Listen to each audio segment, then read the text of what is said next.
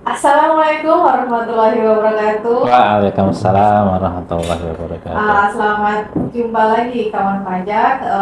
Kita kembali berjumpa di edukasi perpajakan KPP. KPP Badora.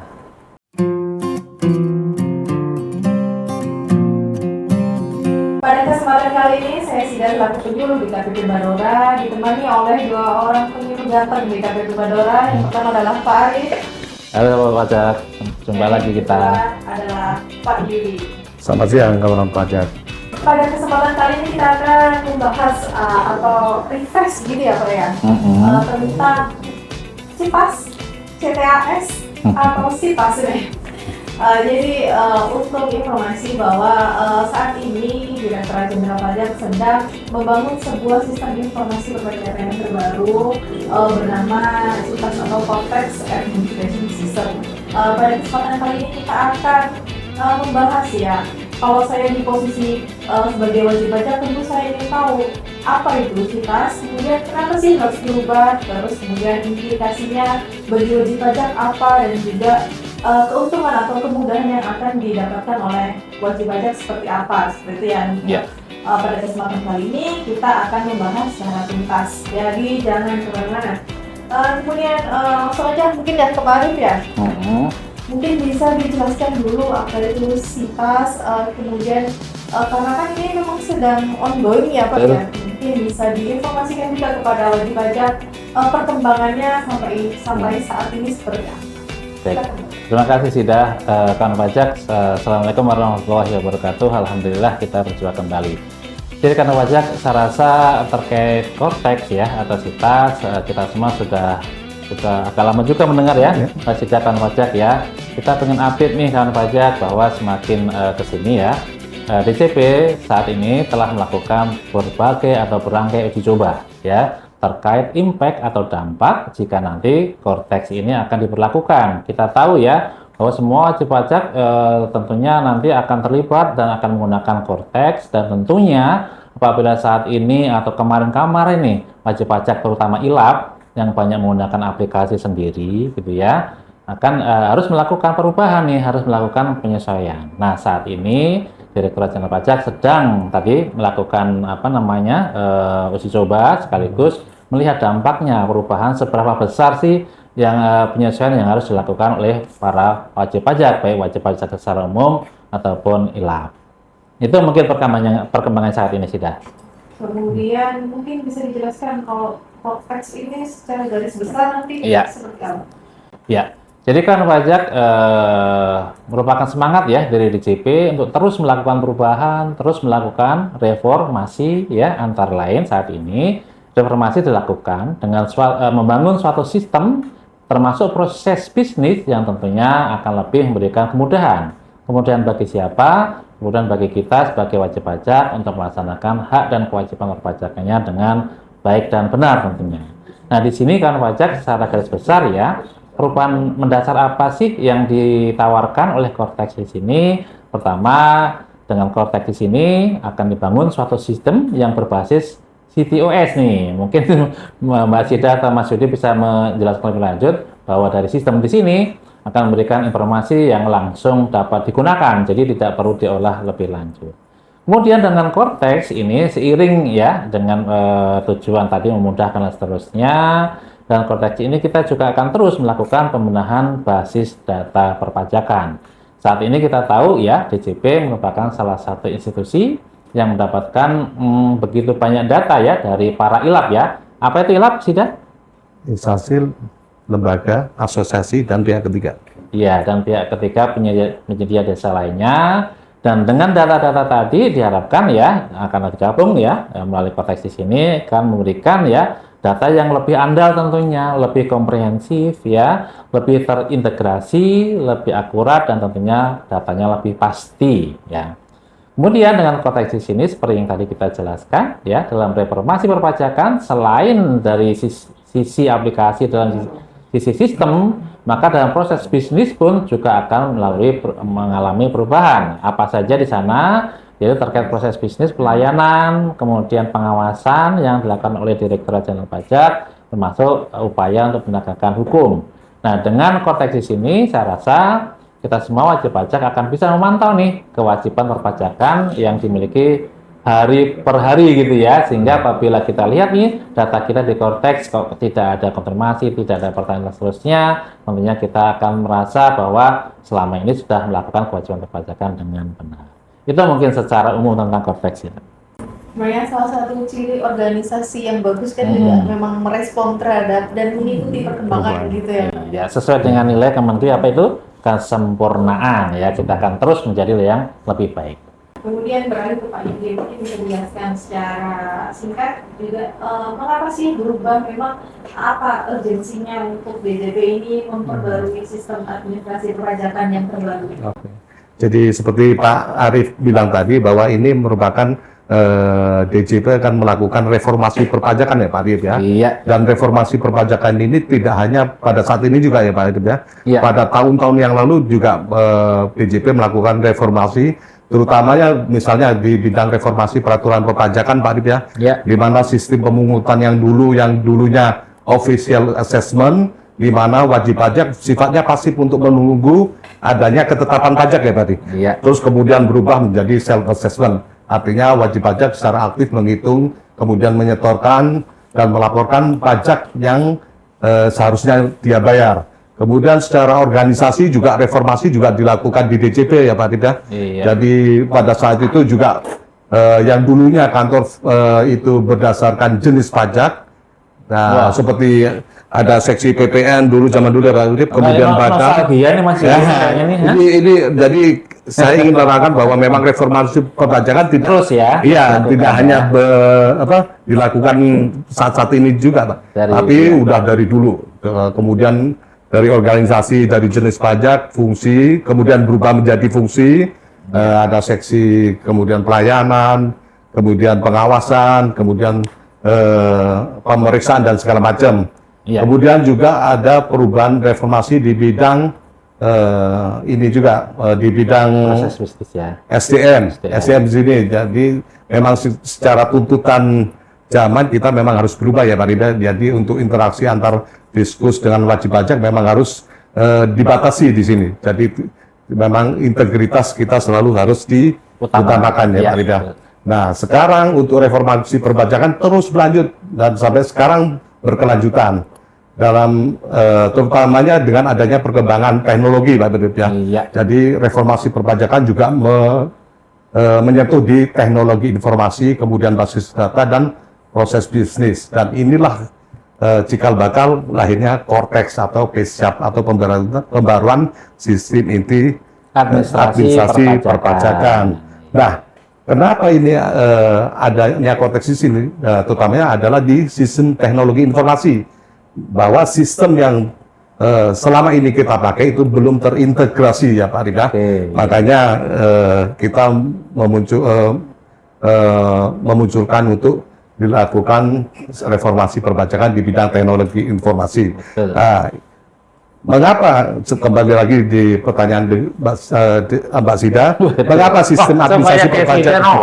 Kayaknya ada apa-apa. Mengapa sistem administrasi perpajakan diperbarui? Nah, ini kemudian kalau kita simpulkan ada beberapa, yaitu karena sistem perpajakan yang selama ini kita pakai itu belum mencakup semua proses bisnis, makanya dilakukan perubahan. Kemudian yang kedua adalah peningkatan beban akses dan pengelolaan data, dan yang terakhir adalah perkembangan dunia digital terkini. Itu cikal bakalnya ada reformasi untuk Cortex. Mau nggak mau sekarang sudah masuk ke dunia teknologi ya, digital, informasi digital ya.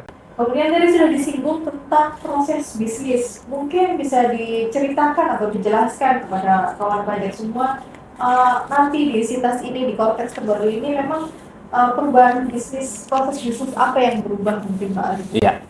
Ya, jadi karena pajak ini mungkin juga pernah ya kita sampaikan di beberapa waktu yang lalu. Jadi dengan Cortex nanti ada 21 proses bisnis yang akan mengalami perubahan. Perubahan seperti apa? Tentunya perubahan yang membuat pekerjaan kita lebih efisien, lebih efektif, akan memangkas jangka waktu ya, karena sebagian dari pekerjaan tadi sudah digantikan oleh sistem informasi, istilahnya Mas Yudi, atau digantikan oleh mesin.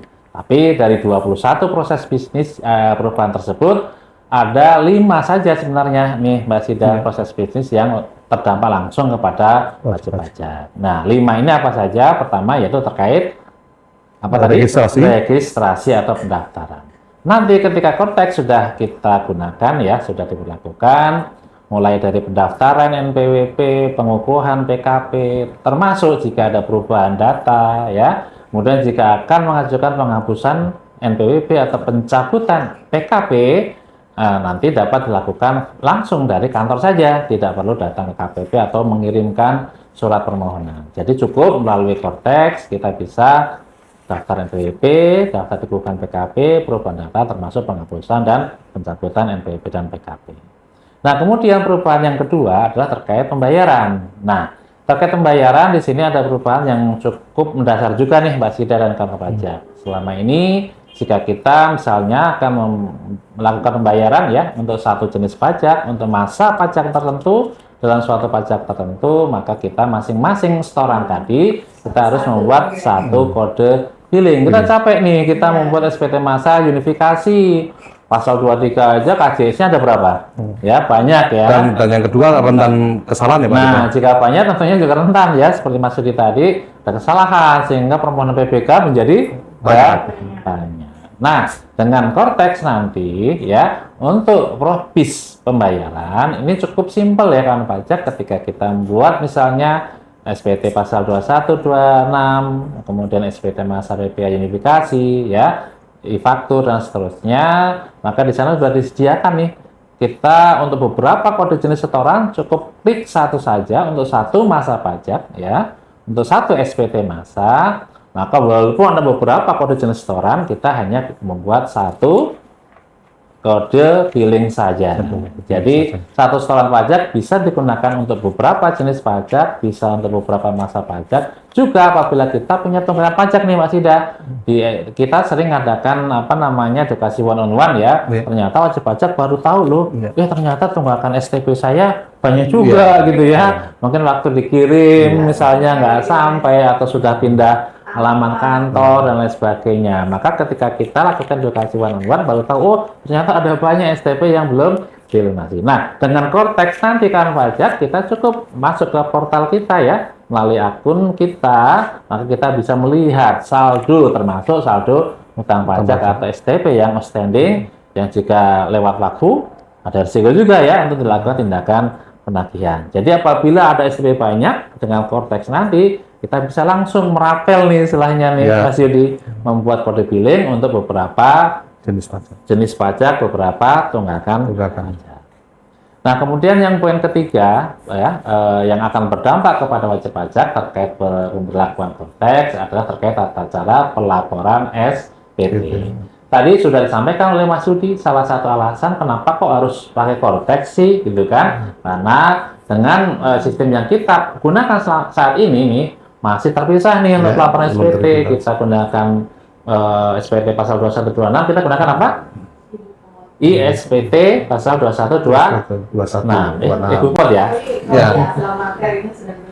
Ibu pot ya, dengan kan Ibu pot pasal 2126. Untuk PPh masa unifikasi kita gunakan Ibu pot unifikasi. Untuk PPN kita gunakan e-faktur. Untuk pemotong atau pemungut biaya materai kita gunakan SPT masa pemungut atau ya biaya materai dan seterusnya. Nah, dengan Cortex nanti kan pajak semua jenis SPT, baik itu SPT masa, SPT tahunan, kita cukup menggunakan satu akun saja dalam taxpayer portal ya, sehingga kita langsung bisa langsung misalnya kita akan equalisasi nih SPT PPh badan dengan SPT misalnya pasal 21, kita nggak harus masuk ke beberapa aplikasi karena semua sudah dipusatkan atau menggunakan satu portal saja. Nah, nah kemudian berikutnya nih, nah terkait tugas kita nih Mas Yudi, Mbak Sida ya, terkait layanan dan edukasi nih.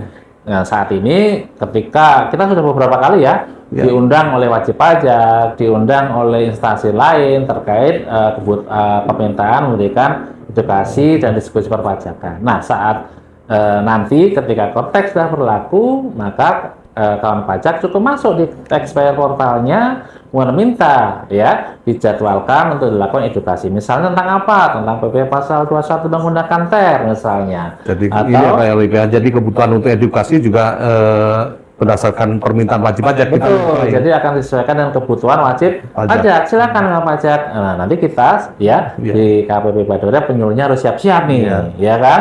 Nanti kalau ada wajib pajak kita di Bandung gitu kan, minta disosialisasi, kita berangkat nih Mas Yudi. Ya nggak bisa nolak kita. Siap, Pak. Kalau ke Bandung ya. Nah, seperti itu kan pajak ya. Jadi terkait layanan edukasi ya. Nanti ketika akan membutuhkan edukasi dengan topik tertentu, maka dapat langsung mengajukan melalui taxpayer portal. Nah, kemudian juga terkait layanan perpajakan nih kan pajak saat ini sedang diusahakan ya bahwa layanan-layanan selama ini yang masih disubmit yang ke TPT lewat misalnya ekspedisi ya, maka tetap harus disampaikan secara fisik. Nah, nanti ketika Cortex sudah berlangsung ya, sudah diberlakukan ya, misal permohonan tentang pemindah bukuan, permohonan tentang restitusi baik pendahuluan atau 17B ya, kemudian permohonan-permohonan lainnya juga dapat diajukan melalui atau secara online melalui Cortex tadi.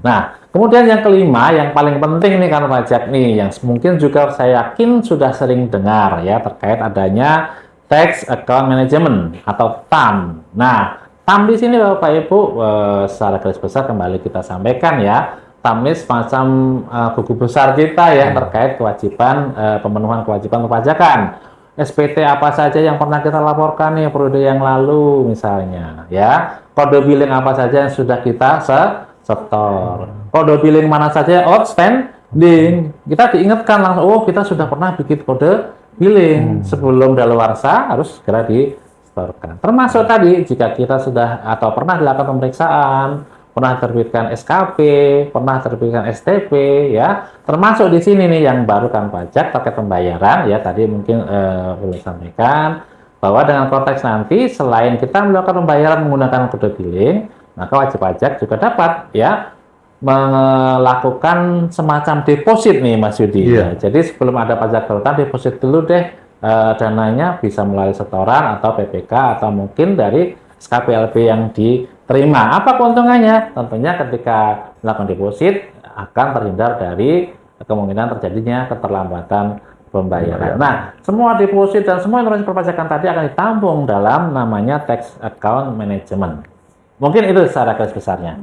Boleh menambahkan sedikit Pak? Ya. Jadi sebenarnya DJP sebelum adanya pelaksanaan Cortex ini nanti berjalan Pak Arif ya, DJP juga telah memberikan kesempatan untuk wajib pajak untuk beradaptasi untuk aplikasi-aplikasi ini Pak Arif.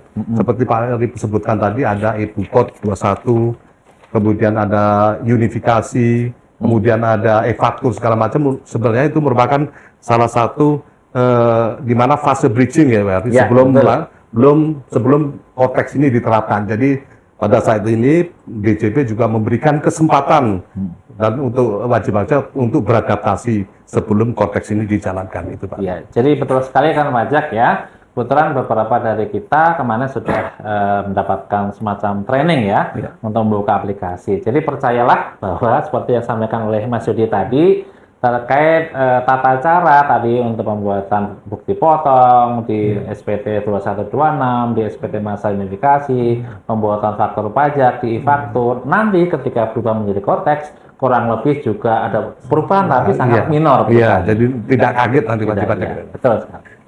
Ya.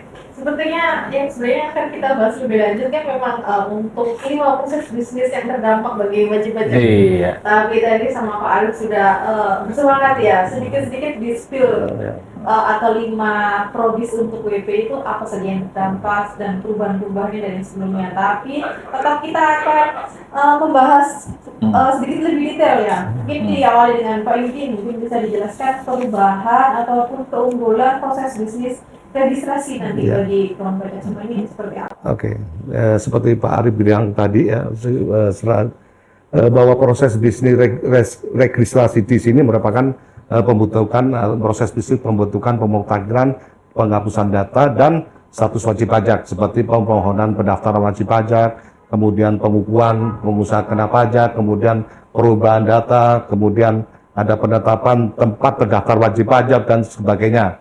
Nah, ini merupakan proses bisnis registrasi itu sendiri, ruang lingkupnya. Kemudian apa yang berubah? Ada perubahan apa aja ya? Nah, untuk saat ini seperti misalnya ya, untuk saluran pendaftaran atau perubahan data, kalau saat ini hanya salurannya itu melalui online dan kontak center, hanya untuk beberapa proses registrasi, terutamanya di perubahan data dan pendaftaran. Namun nanti pada saat konteks berjalan, maka salurannya bisa disebut omni-channel atau borderless, atau terdapat perluasan saluran online, melalui online, kontak center, dan saluran tertentu lainnya atas seluruh proses registrasi. Jadi tidak hanya terbatas pada perubahan data atau pendaftaran, Pak Arif ya. Boleh saya tambahkan sedikit terkait registrasi ya, kawan pajak. Jadi Mas Yudi, maaf saya ini. Jadi kawan pajak, ketika nanti proses registrasi tadi yang sudah kita spill ya dan dijelaskan lebih lanjut oleh Mas Yudi, ke depan ya untuk registrasi misalnya juga masih kok ya diberikan ruang untuk pendaftaran secara manual, kita seperti itu ya, karena kita tahu bahwa wajib pajak nggak hanya di Jakarta ya, coba ada di seluruh Indonesia. Nah, terkait pendaftaran tadi misalnya, tadi sudah disinggung oleh Mas Yudi, pelayanan yang kita berikan bersifat borderless. Artinya apa? Ketika melakukan permohonan pelayanan termasuk pendaftaran NPWP, maka tidak terbatas lagi harus di KPP tempat domisili ya. Jadi semua KPP ya. Bisa di semua KPP. Itu jika melayani saudara-saudara kita, para wajib pajak yang mungkin ada di daerah-daerah yang mungkin agak jauh ya, dibuka secara borderless. Mungkin itu tamanya Mas Yudi. Kemudian untuk yang perubahan yang dialami yaitu mengenai ID orang pribadi, Pak. Iya. Nah, sekarang pada saat ini itu hanya NPWP. Sedangkan NPWP itu sendiri merupakan identitas perpajakan hanya digunakan oleh DJP dan sebagian instansi, Pak Arif ya. Iya. Nanti kedepannya bahwa ID wajib pajak itu menggunakan NIK ya, Pak Arif ya. Iya. Nah, NIK itu sendiri juga sudah digunakan di banyak instansi. Misalnya pada saat kita melakukan layanan bisnis pasti ditanya NIK-nya, Pak Arif ya. Mau kredit bank, kemudian mau mendirikan usaha. Mendirikan PT ya, Pak Arif ya. Kemudian layanan asuransi atau kesehatan juga yang dipakai ditanyakan NIK. Makanya NPWP di sini akan dilekatkan di NIK itu sendiri sehingga basis data kita makin luas ya, Pak Arif ya. Kemudian yang kedua adalah validasi data sumber terbatas. Itu untuk saat ini. Artinya bahwa dalam proses registrasi, validasi data wajib pajak dengan data sumber yang dimiliki oleh instansi pemilik data masih terbatas. Nanti ke depannya, validasi data sumber diperluas. Bahwa dalam proses registrasi, validasi data wajib pajak dilakukan terhadap lebih banyak data sumber yang dimiliki instansi pemilik data itu sendiri. Iya. Kemudian ini mungkin bisa dicontohkan ya Mas Yudi tadi terkait validasi data misalnya. Jika wajib pajak orang pribadi kan nanti akan menggunakan NIK ya sebagai NPWP, maka cross check kita hanyalah ke pemilik data NIK siapa dia adalah Dukcapil. Jadi begitu sana sudah confirm, sudah oke, tentu kita akan mengikuti. Begitu pun kalau WNA ya Pak, berarti dengan imigrasi atau Nah, ini mungkin sedikit menyambung pertanyaan Mbak Sida ya, Mas Yudi ya, kawan pajak, karena kita di KPP Badora ya, kita banyak mendapatkan pertanyaan nih, baik secara langsung ataupun melalui WA ya terkait apa tadi pemadanan atau penggunaan NPWP 16 digit untuk subjek pajak orang pribadi yang berstatus sebagai WNA. Nah, saat ini kan pajak bisa kita sampaikan ya bahwa untuk wajib pajak OP WNA, maka saat ini untuk validasi NPWP 16 digitnya saat ini langsung dilakukan oleh kantor pusat ya dengan cara menambahkan angka 0 di depannya. Tapi ada satu syarat bahwa apa? Data milik wajib pajak orang pribadi tadi harus update. Data apa saja sih? Misalnya data tentang paspor, ya, data tentang kitas ataupun kitab. Jadi silakan cek ya kawan pajak atau mungkin yang di perusahaan banyak pegawai ekspat ya yang merupakan SPDN WNA tadi, ngecek nih di JP online nih sudah dapat 16 digit belum NPWP-nya. Jika belum, berarti ada kemungkinan nih ada update paspor kitas atau kitab yang belum dilakukan, maka silakan langsung lakukan permohonan atau istilahnya perubahan data tadi ke KPP Badora, atau mungkin juga di KPP yang lain ya, untuk ekspat kan tidak hanya di KPP Badora. Mungkin itu Mbak Sita, Mas Yudi. Mungkin tambahan sedikit ya mengenai perubahan Pak Adib ya. Kalau saat ini bahwa antara pusat dan cabang itu diberikan masing-masing NPWP ya Pak Adib ya. Ya. Ya seperti kelihatannya seperti dua identitas, padahal satu kesatuan sebenarnya Pak Iya. Adib ya. Makanya kedepannya nanti untuk NPWP diberikan ke pusat, sedangkan cabangnya cuma NITKU ya Pak Adib. Betul. Nomor induk apa itu? Kegiatan usaha identitas. Nah, ini juga Kegiatan banyak pertanyaan nih Mas Yudi Iya. nih. NPWP cabang saya, Pak, masih bisa dipakai sampai kapan? Nah, ini kita tunggu bersama-sama ya. Iya. Begitu informasi resmi dari DJP, ya. Begitu kita launching Cortex-nya, tentunya NPWP cabang otomatis sudah dicabut, dihapus, tidak berlaku karena akan digantikan NITKU, nomor identitas tempat kegiatan usaha. Mungkin itu Mbak Sida.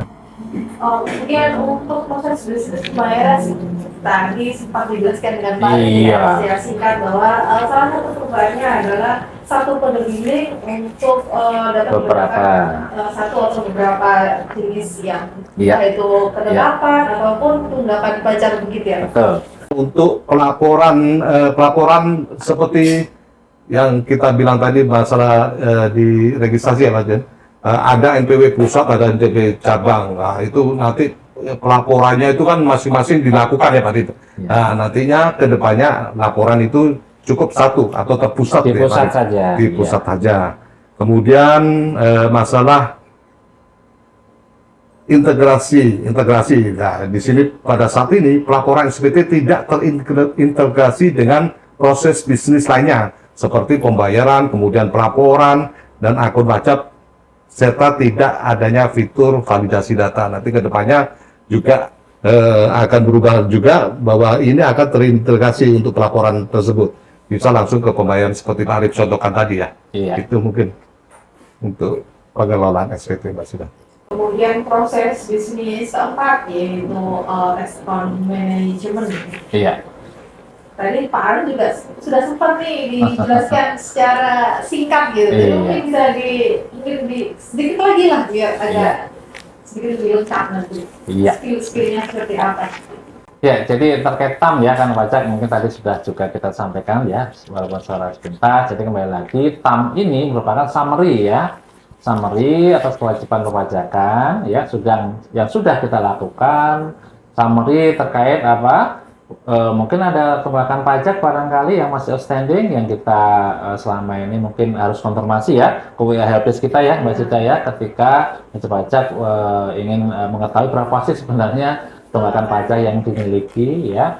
Kemudian dengan TAM tadi kita juga akan mengetahui nih apabila kita pernah melakukan deposit nih, pembayaran pajak nih, berapa saldonya dan lain sebagainya. Karena apa? Karena dengan konteks nanti kawan pajak kita bisa sampaikan ya, bahwa untuk satu kode billing ini saat ini ya, atau bukan saat ini ya, nanti ketika konteks sudah diperlakukan hanya bisa dilunasi atau dibayar dengan dua jenis mekanisme saja. Apakah dengan menggunakan kode billing, artinya ditransfer atau di store ya, atau menggunakan deposit. Jadi jangan sampai misalnya pembayaran kita 100, deposit kita 60, maka kita nggak bisa bayar dengan 60 deposit, 40-nya cash atau melalui kode billing. Setengah-setengah itu. Nggak bisa setengah-setengah ya. Jadi kita harus harus membayar secara penuh ya, full ya, apakah menggunakan kode billing atau menggunakan saldo deposit yang kita miliki. Nah, dengan TAM ini juga nanti seperti tadi kawan pajak juga bisa untuk mengetahui ini, kita kan banyak nih kewajiban perpajakan, SPT 21, PPN dan lain sebagainya. Ketika kita sudah create kode billing, maka semua juga ada jangka waktunya. Saat ini berapa kode billing umurnya, Mbak Sida? Kode billing ini saat ini 30 hari masih hidup, masih dibayar. Kawan pajak kalau ada yang keliru boleh ya di cross check di komen di sini ya. Nah, dengan konteks nanti waktunya akan dipersingkat ya. Jadi kembali lagi pesan yang bisa kita sampaikan, ketika kita membuat kode billing, kita harus cek dan dicek lagi, karena begitu kita create kode billing sekaligus kita sudah menyiapkan pelaporan SPT-nya. Begitu mungkin terkait. Mungkin satu lagi Pak, Ya, tambahan untuk keuntungan dengan adanya taxpayer account management Iya. nih Pak, itu bisa diakses kapan saja dan di mana saja. Oke, dan sifatnya real time ya. Real time di situ Pak Arif. Kemudian proses bisnis yang kelima ini terakhir ini berdampak untuk wajib pajak. Sudah terakhir aja ini.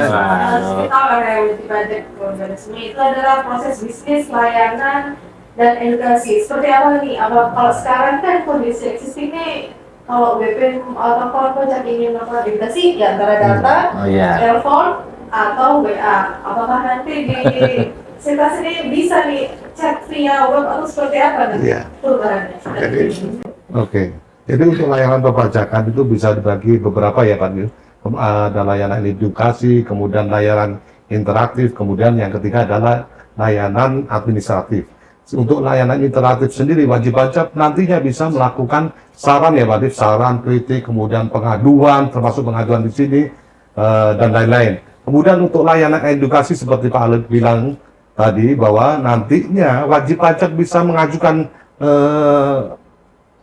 edukasi apa, misalnya mengenai topik apa yang akan mereka inginkan ya Pak Adi. Dan ini malah mendekati kebutuhan dari wajib pajak itu sendiri, dan yang terakhir adalah sesuai dengan karakteristik ya Pak Adi, KPP untuk jenis usaha yang ada yang terdaftar wajib pajak di situ. Kemudian nantinya pun bisa melihat Pak Adi ya, kita sebagai Fiskus juga melihat bahwa kita telah memberikan edukasi perpajakan mengenai histori topik ini kepada wajib pajak ini. Jadi kita bisa menyasar ke wajib pajak lain untuk melakukan edukasi dengan topik yang sama. Kemudian untuk layanan administrasi sendiri itu yang paling penting adalah saat ini wajib pajak sepertinya tidak bisa mengtrace Pak ya atas permohonan yang telah diajukan mereka. Jadi mereka menunggu tanpa ada kepastian waktu. Menunggu tanpa ada kepastian. Enak nggak sih Dan? Nggak enak ya. Nah, sakit ya Pak. Makanya nantinya pada saat konteks itu berjalan, wajib pajak bisa mengtrace mengenai permohonan yang diajukan. Jadi sampai mana gitu ya. Jadi ada kepastian di situ, kemudian ada mungkin langkah-langkah yang akan dilakukan wajib pajak. Jadi pasti semua Pak. Itu mungkin. Ya memang terkait tadi kebutuhan edukasi ya Mas Yudi, Mbak Sida dan rekan pajak di Badura ini banyak sekali ya. Betul Pak. Jenis-jenis usaha yang dimiliki oleh wajib pajak ya, ada konstruksi, ada pelayaran, ada perdagangan, ada pelayaran, ada apalagi di sini. Konsultan ya, apalagi KPP Pratama Pak. Asing, penelitian pasar, bahkan sampai ini ya kedubes antar kedutaan besar, perwakilan negara organisasi internasional yang punya NPWP pun juga karena sudah punya NPWP juga dapat ya menggunakan kontrak ini tentunya. Gitu. Ya. Karena tadi sudah saya infokan bahwa tadi yang layanan edukasi adalah pembahasan terakhir mengenai proses bisnis yang nanti akan berubah atau terdampak pada sitas. Mungkin Pak Ari sebelum kita closing nih, apakah ada yang ingin disampaikan pada wajib pajak? Ya, kembali lagi kan pajak ya, terkait persiapan kita dalam menyambut sitas di sini, kembali lagi jangan sungkan-sungkan jika Bapak Ibu misalnya nih, Pak terkaitnya apa yang kita persiapan dan sebagainya, karena kita pun juga masih sama-sama menunggu ya. Kita sementara ini sudah beberapa batch ya diadakan pelatihan, dan tentunya nanti setelah kita dapatkan ilmunya, tentunya secara teknis barangkali ya, kita tentunya akan undang ya kan pajak semua, khususnya wajib pajak yang terdaftar di KPP Badura untuk mencoba seperti apa sih konteks itu. Kita buktikan, tadi Mas Yudi janjikan akan lebih mudah dan seterusnya ya. Apakah benar nih ya prakteknya seperti yang sudah tadi kita sampaikan. Saya rasa mungkin itu sekali lagi kita bersiap ya untuk segera menyambut berlangsungnya atau berlakunya Kortek itu. Oke, mungkin itu. Seperti itu kawan pajak. Jadi kalau misalnya bisa dirangkum, investasinya adalah jawaban dari Direktorat Jenderal Pajak ya untuk tetap mengikuti dengan perkembangan dan juga berubah dengan situasi yang terkini. Yang layanan sudah ada, disimplifikasi dan yang belum ada nanti ditambahkan. Jadi kalau bisa nih 360 bagi wajib pajak semuanya dalam pelayanan dan juga menjalankan kewajiban perpajakannya menjadi lebih nyaman. Maka edukasi perpajakan mengenai sitas sampai di sini. Jangan lupa untuk follow Instagram KPP Badura dan juga saksikan edukasinya di YouTube juga ya, bisa ada juga.